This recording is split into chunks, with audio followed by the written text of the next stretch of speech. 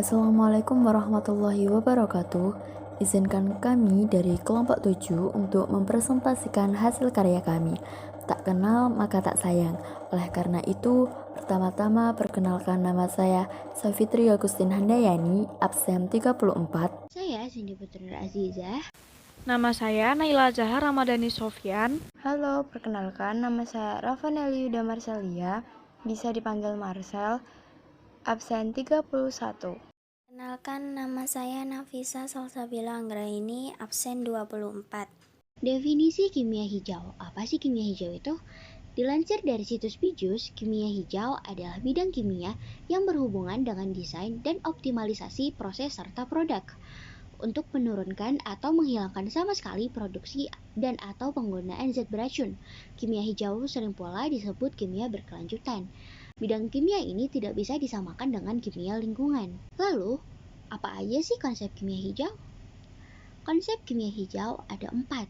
Yang pertama, biokimia, yaitu proses-proses kimia yang ada di dalam tubuh dan berhubungan dengan organisme.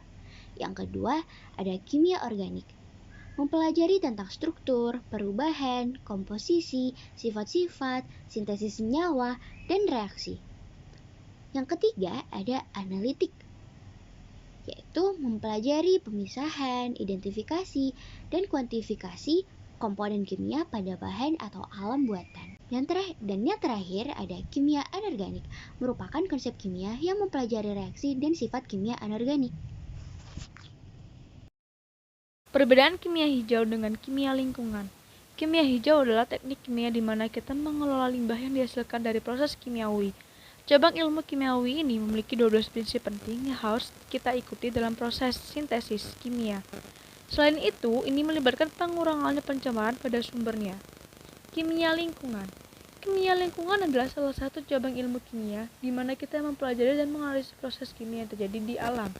Namun, tidak memiliki aturan atau prinsip, tetapi memiliki parameter untuk mengukur kualitas air, udara, dan tanah. Selain itu, kimia lingkungan berfokus pada efek kimiawi terhadap pencemaran lingkungan. Limbah cair adalah cairan buangan yang berasal dari rumah tangga, perdagangan, perkantoran, industri maupun tempat-tempat umum lainnya yang biasanya mengandung bahan-bahan atau zat-zat yang dapat membahayakan kesehatan atau kehidupan manusia serta mengganggu kelestarian lingkungan hidup. Limbah cair terdiri dari bahan kimia organik dan anorganik.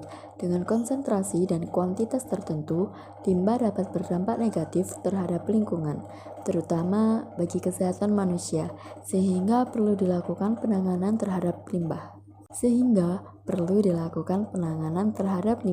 Cara pengolahan limbah cair. Keharusan pengolahan limbah cair yang wajib dilakukan oleh siapapun dan aktivitas apapun yang menghasilkannya, membuat beragam inovasi pun bermunculan dari sektor pengolahan limbah cair.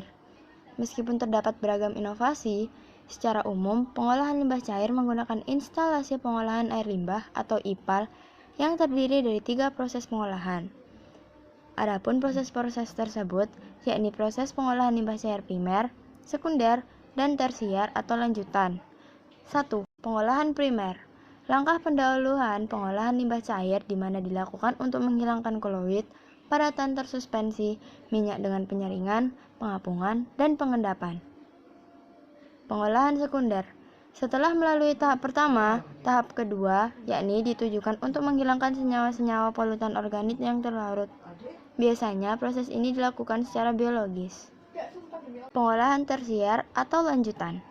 Tahapan akhir proses pengolahan limbah cair di mana dilakukan secara biologis, fisika, kimia, atau kombinasi ketiga caranya dengan tujuan untuk memproduksi air olahan dengan kualitas lebih baik dari air tercemar. Jenis-jenis limbah cair. Jenis-jenis limbah cair dibagi menjadi 3. Pertama, limbah cair yang bersumber dari rumah tangga. Kedua, limbah cair katopraja. Ketiga, limbah cair yang bersumber dari industri. Yang pertama, limbah cair yang bersumber dari rumah tangga, yaitu limbah cair yang berasal dari pemukiman dan aktivitas penduduk. Pada umumnya terdiri dari bahan organik.